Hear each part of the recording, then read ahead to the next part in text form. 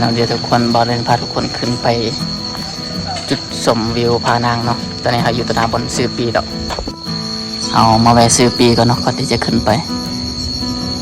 เบิ่งว่าสีรอดหรือสีร่วงแล้วมันนี่ขึ้นไปเบิ่งสภาพคนทางเนาะ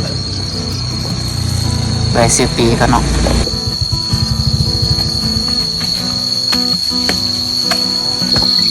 เริ่มสตาร์ทขึ้นไปนะทุกคนตอนเวลา7:10 นาทีขึ้นไปค่อนข้างสวยนึงเนาะแต่เวทเริ่มขึ้นแล้ว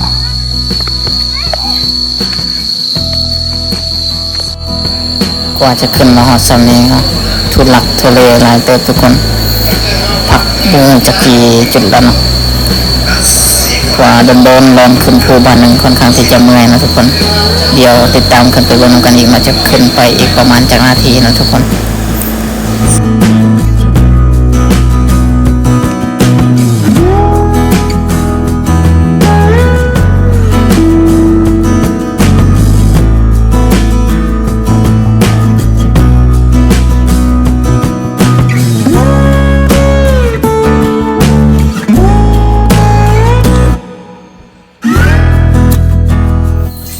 อยู่ระหว่างทางก็มีหลายอย่างให้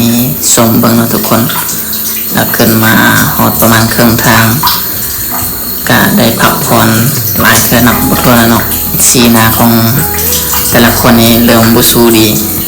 สีหน้าค่อนข้างที่จะเปลี่ยนเนาะเดี๋ยวติดตามกันไปชมกันอีกทุกคนระหว่างครึ่งทางก็จะสามารถเห็นวิวโตหนองเขียวทั้งหมดเลยเนาะวิวงามแห่งทุกคน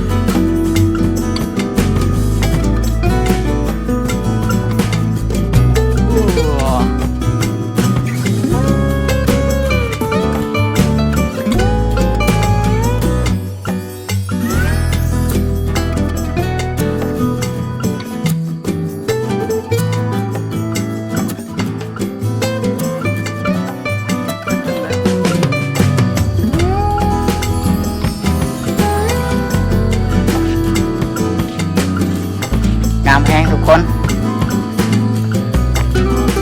คุมกับกันยางขึ้นมาเนาะ